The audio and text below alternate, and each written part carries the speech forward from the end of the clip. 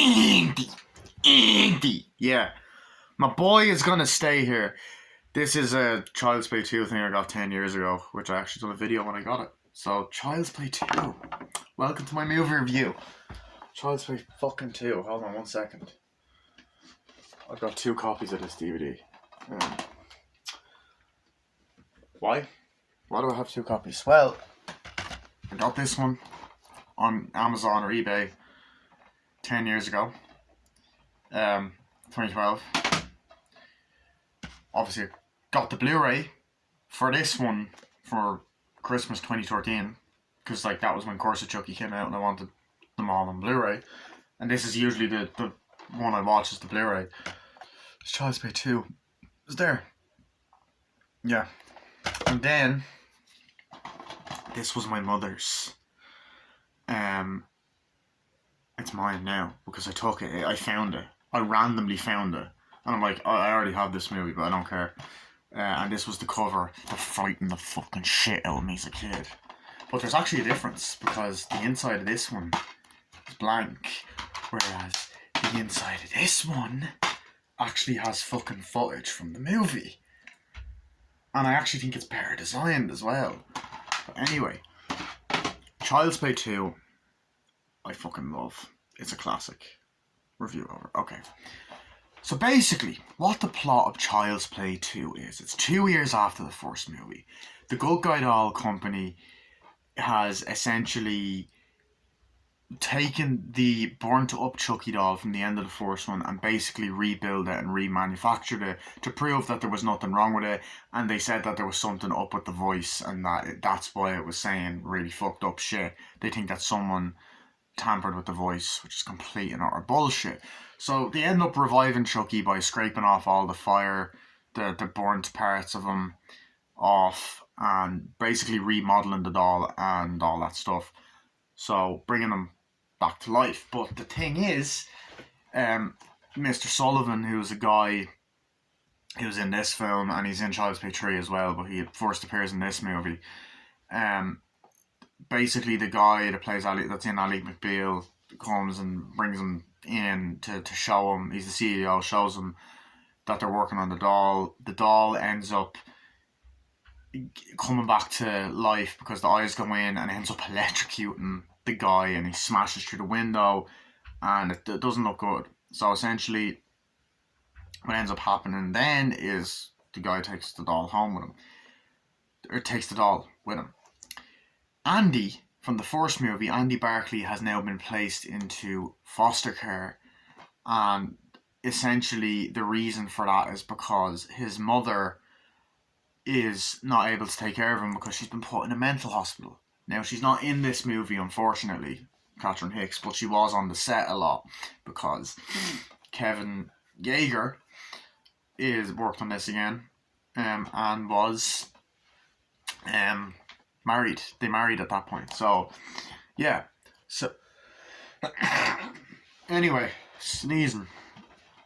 Yeah. So anyway, Andy is basically taken into foster care, and these two, he's in a home kind of at the start of it, with Grace Zabriskie plays a character called Grace Brill or something like that, and she interviews these two. She suggests to these two parents, called Phil and Joanne Simpson, that they could take Andy to they could adopt Andy and take him under foster care.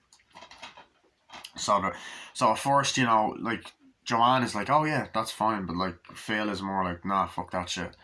And he doesn't think he's qualified, but they eventually take him under foster care, show him around the house, bond with him, and Andy is just traumatized after the events of the first one. After everything that happened in the first one, he's just traumatized. He's not happy. He has PTSD pretty much from the events. He's traumatized after everything he went through in the first movie.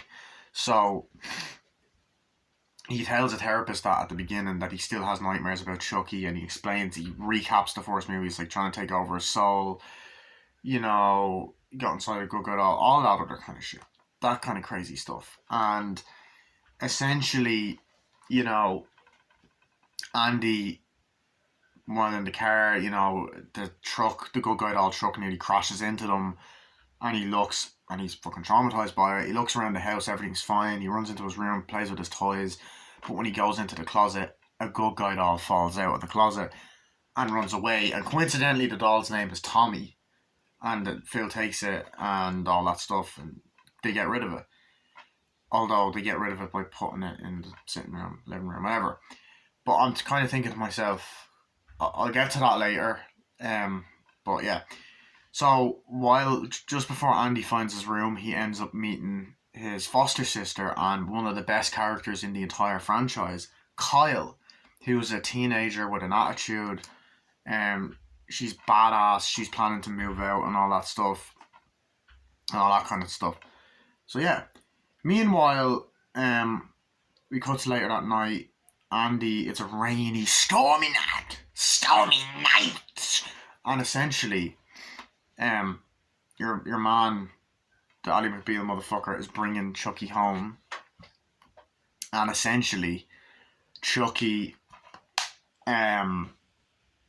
he's bringing it all home, puts it in the back because it doesn't fit in the boot, but he stops off at a store to get the vodka, because he has a mistress. Now, this is the interesting part about this, that in the there's actually an extended cut of this movie, which is the TV version.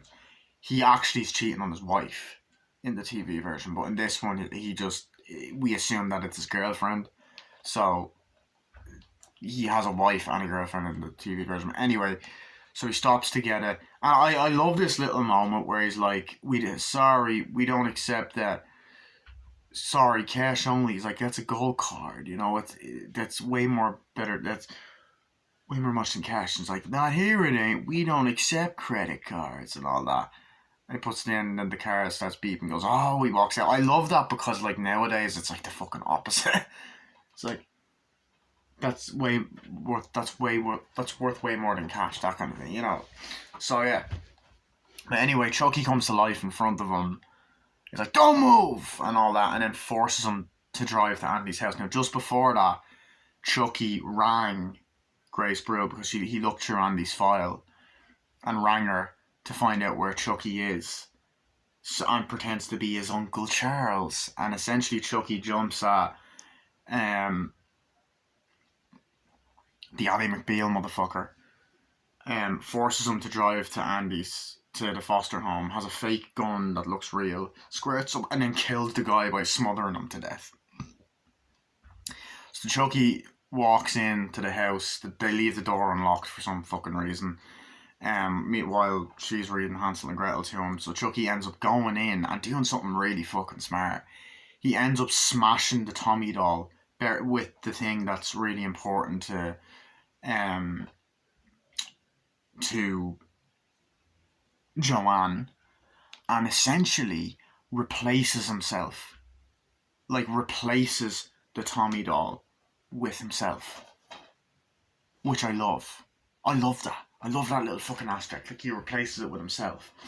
And basically Andy and Kyle get grounded because the statue was important, as we learned earlier, to Joanne. And essentially what ends up happening is Andy and Kyle are grounded, but then they start to bond. They start doing chores, they play outside, all that kind of stuff, and they start to bond with each other. And that's when that relationship kind of starts. But Andy overhears Phil saying, oh, I'm not really happy about this whole thing. So he decides to be a smart kid and check the Chucky doll to see if the Tommy doll to see if it has batteries in it, and it does, so he does what his mother done. So he decides to play with the doll, almost a little bit like his own CBT, but almost as well, just to prove to them that, look, I'm not afraid of this thing. It's fine, and like things are starting to get better. You know, they mess around at dinner. He brings it up to the bedroom. That sounded so wrong. Oh my god! And they're thinking of making something for Andy, and something for Kyle, and then Chucky essentially is in Andy's room, but Andy wakes up with a sock in his mouth and he's tied up, and Chucky comes back to life, comes alive in front of him. It's like, surprise! Did you miss me, Andy? I sure missed you. I told you we were gonna be friends till the end, and now it's time to play. I got a new game, sport. It's called Hide the Soul. And guess what? You're it! And all that. So then he does the whole Ade, Due, Dambella part, but then Kyle wakes up and he freezes. Then it causes a fucking argument to happen. Essentially Andy's like, no, he's alive, Chucky's alive, he tried to take over my soul, and all this kind of shit. And Alex Vincent sells that. And essentially what ends up happening then is pretty much because of that, what ends up happening is... Oh, something happened there? Sorry, I thought something happened there. No. What ends up happening is Phil throws it in the basement, and then when Phil throws it in the basement, Chucky starts bleeding and realizes that he's turning human again. He's like, no! I'm turning human again! If I don't get out of this body soon, I'm screwed. So essentially, Andy and Kyle go to school the next day. Andy's kind of getting bullied.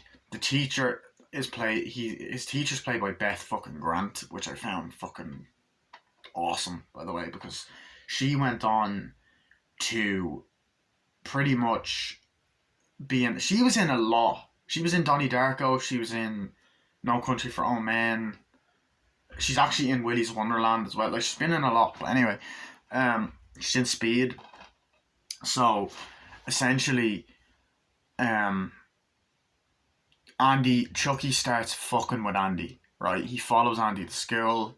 He writes on the paper while it's lunchtime or whatever, fuck you, bitch.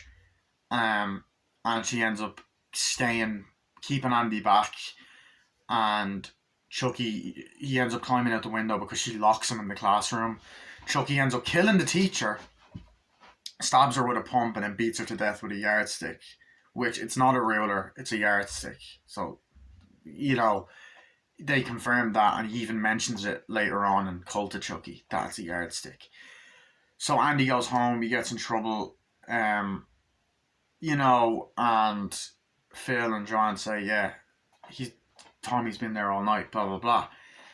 Pretty much then, Chucky's intention is to get revenge on Andy for what he done in the first movie, but also he wants to transfer his soul into his body. You know what I mean? So, there's that. He still has that intention, which I really love. He still has that same intention that he had in the first movie. So, Chucky ends up killing both the foster parents. Kills Phil first. But Andy decides to wake up that night and take matters into his own hands. So Chucky attacks Andy. He's making a lot of noise. So then Phil decides to come down. Chucky kills Phil. And Joanna then starts to see, fuck, maybe I should have listened to him. So her and Kyle find Phil dead. And then Joanne ends up sending Andy to a different home. There's also a scene as well where Phil and Joanne argue. Or no, Joanne sends him to a different home. Phil's dead. Sorry. Joanne sends her back to the place with Grace Zabrisky's character, Grace Brule. Kyle reassures Andy. Andy's like, he's still in the cellar, Kyle. Don't let him get you too. So he goes to stay there at the foster place thingy. And essentially what ends up happening then is Kyle pretty much, is pissed off about it and just starts smoking a cigarette. And then, very similar into the way that Catherine Hicks' character found out in the first movie, she ends up finding the Tommy doll broken, and then finds Chucky, puts Chucky in the trash can, but then finds that he's gone. Then there's a really great suspenseful scene of her sneaking upstairs. Then Chucky attacks her, but Chucky forces her to drive to Andy. And it just becomes a kind of cat and mouse game again, like the first one. and essentially Andy wants to escape the place he's in, and the alarm goes off or whatever. Kyle gets pulled over. Kyle gets there. Chucky has a knife to her neck. Chucky kills Grace and takes Andy hostage and runs away into the fucking back of the truck. And we get a great car chase between Kyle and Chucky and Andy. Oh yeah, she also finds Joanne dead as well. And yeah, she finds Joanne dead, and pretty much after that, oh, itchy fucking head, lads, I tell you, itchy fucking head. The final act of the movie takes place in the Good Guy Doll warehouse. So Chucky has Andy hostage, knocks him out with a knife. So he knocks him out again, like he did in the first one, but this time with the knife. Starts to try and transfer his soul. Kyle goes into the fucking factory, Indiana Jones style, and pretty much Good Guy Doll, the fucking whole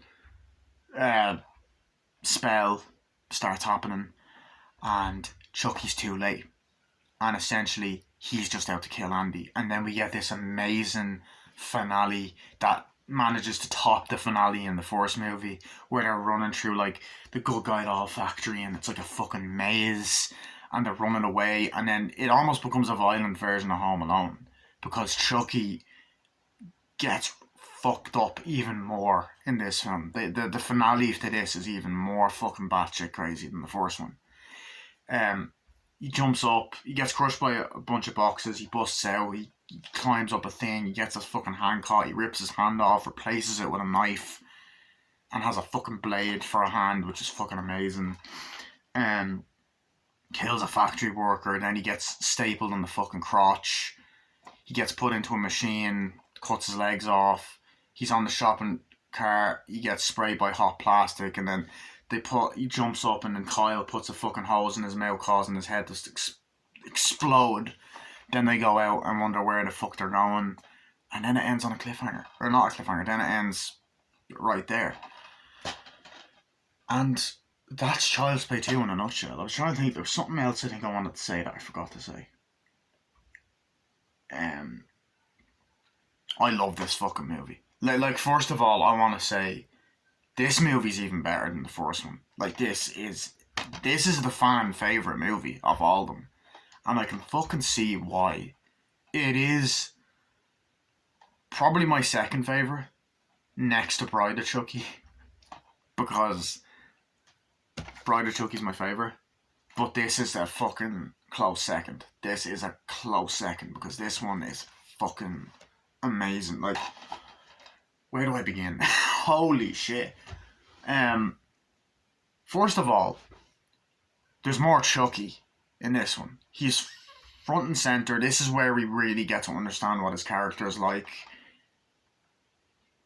And stuff. 1 sec, I have to pause this. I'm getting distracted. 1 second. Sorry about that. Anyway, where do I begin? As I said, Chucky is front and center in the movie. He is like fucking awesome in this. Every single line he has is brilliant. Let's start off with the teacher scene, right? So, first of all, I love the opening of Kyle. Yeah, see you, Kyle, bye. And then like, and no, Kyle's like, come on, we gotta go, we're gonna be late or whatever. Come on, Andy, we're late. And then she's like, Andy, don't forget your lunch. Egg salad. Oh, yum, you like it, salad, huh? Egg salad, huh? And she has this kind of cool like look to her, like a blackish hat and all this other things, and like a keychain necklace. Like, whatever you do, don't act nervous, okay? They'll smell a new kid a mile off. And I like that kind of oh, she's being the older sister, making fun of him, whatever. And it's like, Andy, how did you manage to tie yourself up last night? I already told you. She's like, get real. You're just like everybody else. You don't believe me either. So she gets on the bus. And then I like the little sarcastic attitude. She was like, Kyle, hey Adam, hi. She's like, how come you didn't come to the left party early last night? You know, you missed all the fun. She's like, story of my life. And Christine Elise McCarthy, she plays Kyle, and she does a fucking great job. And I've actually talked to her briefly on Messenger. I messaged her saying you were great in Child's Play 2, and she's like, oh, thank you. And she actually answered my question on Instagram. Alex Vincent's talked to me as well. What am I on about?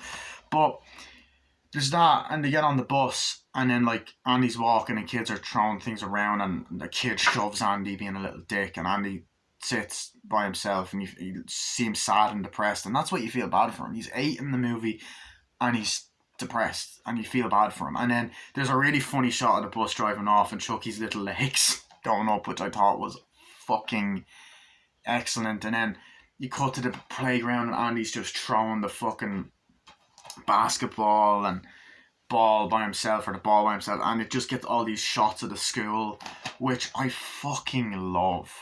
And fun fact is the foster home place and the school were actually the same location just that night. Fun fact. But there was a part where Chucky's on the table like, come on, where is it? Where is it? Aha. And it's a great transition into like the teacher reading Pinocchio, like, Pinocchio, jump for joy, shouting, I'm alive. And I like that scene because it's like, oh, he's reading Pinocchio, so it's almost like symbolic of Chucky, you know? It's like, I'm alive. Then the talking cricket said, what'd he say? If you're very, very good and promise to tell no lies, then you will become a real live boy. Boys that are bent on, you know, and they going on all that kind of shit, and then a kid like flicks Andy, and he goes, get lost, microchip!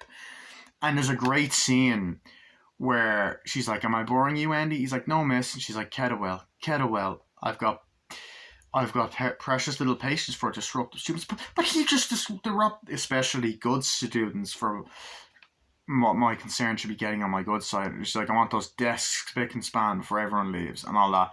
I love that. And then like Andy's just going over, getting his things back. And then she's just reading through the paper and sees the fuck you bitch thing, and she looks over, and then Andy just opens the thing and sees the doll and goes, oh! And she's like, Andy, you think this is funny? And she's like, I didn't do that. It's like, and then there's just this scene that's like, oh shit, Andy's fucked. And she's like, go ahead, kids, don't forget the spelling test. Oh, not you. Sit down. And he's like, sit down and get comfy. You're going to be here for a while. But I didn't do it, I swear. No, then who did? And she just he looks over, he's like, don't even think about it. No toys. Head down. So she throws it in the fucking closet, locks it, then locks the door, and then walks off. And then you get this brilliant like suspense scene. I still think there is suspense in this movie as well. There definitely is. I still think, although we see Chucky alive for most of the movie, a good chunk of it, like pretty much the whole, like most of it, he's more of a threat in this film. I do think there still is suspense. There's like this really creepy and he's walking over, and he's just walking. Then he looks through the keyhole, then Chucky's eye pops out, peekaboo, which they done really well, and holds up, and it's like, please let me out of here, Andy. It's dark in here. He's like, I promise I won't kill anyone else, okay? No, open the goddamn door. Let me out, you little dick. Let me the fuck out. And it's like, oh shit. Opens it, gets out, runs away. You're like, fuck. Then she's walking back and the music's building up, and like just opens the door, and then like, this is how dumb this bitch is, because she locked the door while Andy was in the room, and she's like, Andy, I told you to stay in your seat. Andy, come out of there. Opens it. Andy, come out this very second. Andy, and turns the light on, and she's kind of like, ugh. And there's another great suspense. The ball comes down. She's like, ah! And she's kind of like, Andy, and then looks around like that, and then kind of puts the ball back up, and then Chucky just jumps out with a pump, and she goes, hits her thing. She goes, flies back, and then you get a really creepy fucking scene. Chucky's walking. You been very naughty, Miss Kettlewell. slaps the ruler. She's like, and the blood is on the ground scraping, and he's just walking over slowly, real sinister. She's like, and he goes, yeah, and starts like beating her, beating her, beating her, beating her, beating her, and it's like you just see the stick and it cuts outside, and it's like, oh fuck, and you're like, that scene is amazing. Like, that's the third kill in the movie. And there is more kills. There's at least about 7 kills in the film. There's... one sec. I'm gonna cut this off for a second because... Yeah.